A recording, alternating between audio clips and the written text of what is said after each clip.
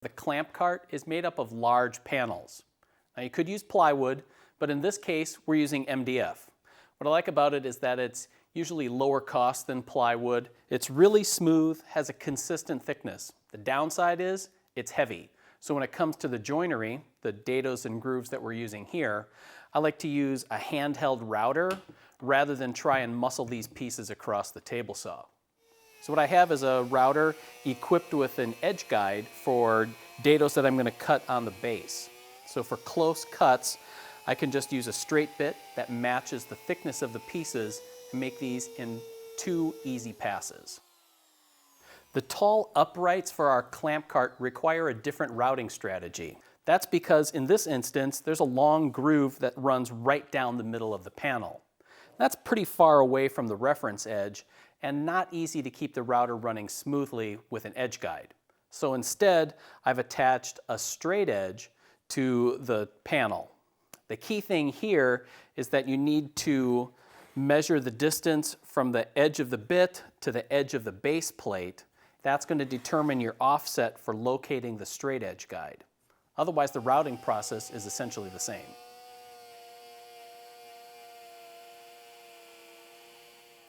Glue and screws are the order of the day when it comes to assembling a shop project like this. And when you're working with MDF, it's really important that you drill those pilot holes first. Now to get them in the right spot, I like to start by drilling the pilot holes down through the dados. Then I can flip the panel over and then finish the pilot hole and the countersink from the outside. Now when it comes to assembly, I'm going to work from the bottom of the clamp cart up. And I'll put a healthy amount of glue in. MDF is notoriously porous, so a good amount of glue is going to ensure you get a solid bond. Once I get the 2 uprights and the center panel in place, then I can start driving the screws. Once the 2 uprights are secured to the center panel, you can turn the whole cart on its side. Now you can drill pilot holes through the base into the ends of the sides and then drive those screws. And that's where we are here with everything all set up. And I didn't have to use any clamps. Now all I'm going to do now is apply a couple of coats of paint and turn this over to Logan. So now that Phil has the clamp cart all assembled and he's got a coat of paint on it, and it looks pretty good in my opinion, we can go ahead and add the storage for the clamps. And we're going to go ahead and use my clamps that I have at home. I'm going to show you how you can customize this for the clamps that you have. So I have a handful of F-style clamps, some parallel clamps, and some bar clamps. The one thing I like about this cart is it is customizable. You can really tailor it to hold the clamps that you have and the clamps that you use the most. And I'm going to use some of the different clamp holders that are outlined in the plans, and I'll modify some of the other ones as well. But if you'd like to see the holders that are available in the plans, they're on our website, woodsmithshop.com. So the first ones we're going to start off with are these bar clamps. And I have 5 of them here. I'm probably going to make 6 slots because usually I use these either in pairs or 3s, so I'll probably just buy and add another clamp to this set here soon. For these shorter ones, it would work pretty well, I think, to have a cleat up top to hang them on. However, I have these longer clamps that I use, and they're just a little too tall, but I think I have a solution for that. So we're going to go ahead and go over to the table saw. We'll start making a holder to hold 6 of these guys, and I'll show you my solution when we come back. For the bar clamp holders, what I'm going to do is use 2 pieces of Douglas fir. And I've laid out a series of marks on here that's going to form 6 notches. And that will hold the 6 bar clamps that I want it to hold. What I'm going to do is clamp these 2 together, line them up with the blade. Then I'll throw a squeeze clamp on here just to hold everything nice and tight because these are going to be pretty deep cuts with the stato blade. And then I'll go ahead and cut these 6 notches. What that's going to leave us with is 2 holders, one for the top and one for the bottom. And we're going to flip the one on the bottom around, and that's going to keep the end of the clamp from sliding off the bottom of the cart. Once we have all those notches cut, I'll go ahead and set that bottom one aside, and then I'm going to run a rabbet along the front edge of that top holder. And that's going to be for a couple of toggles, but we'll talk about those in a little bit when we go ahead and install these. So let me show you what I did with the front rabbet that I cut. So to retain these clamps when they're inside the holder, Of course, we don't want them falling out as we roll the cart around our shop, especially if your shop has cracks or something you're going to roll over. They could bounce out. So I added these little retaining strips. These guys are just little pieces of hardboard that are toggles, and they sit on that rabbet, and that rabbet keeps them in the horizontal position, which is locked. So now that clamp's not going to fall out as it rolls around. So now let's go ahead and look at making holders for the F-style clamps. So the holder for the F-style clamps is going to be pretty much the same as the holder for the bar clamps, but in this case, the notches are just a little bit narrower, and that's sized to fit the shank on those F clamps.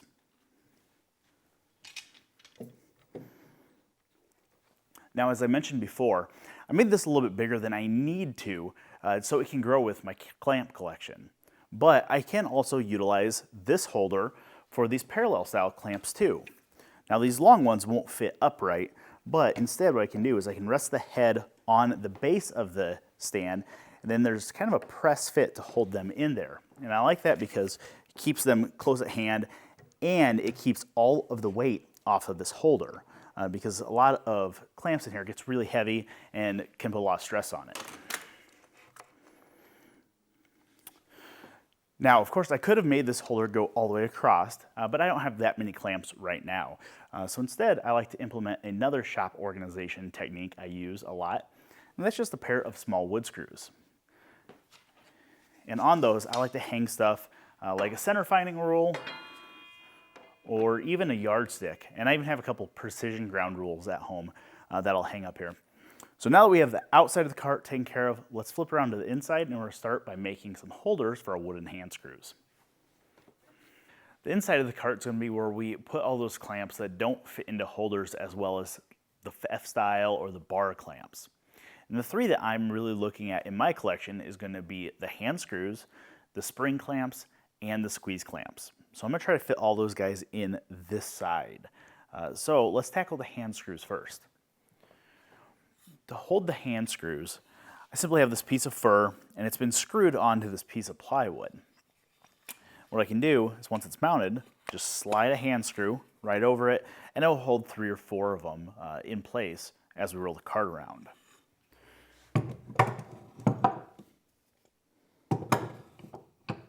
There we go. That will work really nicely for those hand screws. So now to deal with the spring clamps, this is what we came up with. This is just a piece of fur that has a couple dowels drilled in, and they're drilled in at a slight angle. Now, I don't really know what that angle is, and it doesn't really matter, honestly. It just needs to be a slight angle to keep stuff from walking off as we roll it across the floor.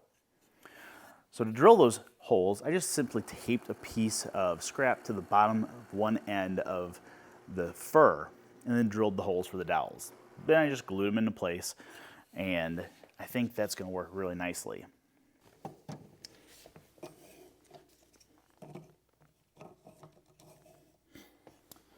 There you go. And again, the spring clamps aren't really something I use all the time, so being at the bottom of the cart is perfect for them. So now we'll go ahead and tackle the squeeze clamps, and I think we'll put those up top because I use those fairly often. And to make that holder, we're going to head back over to the table saw.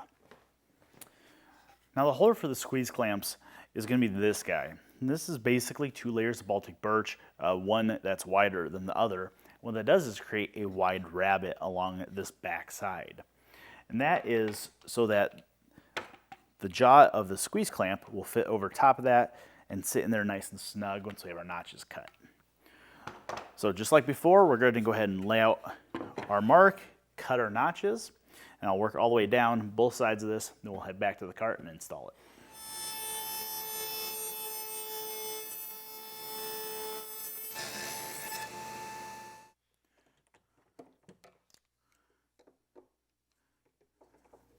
There we go.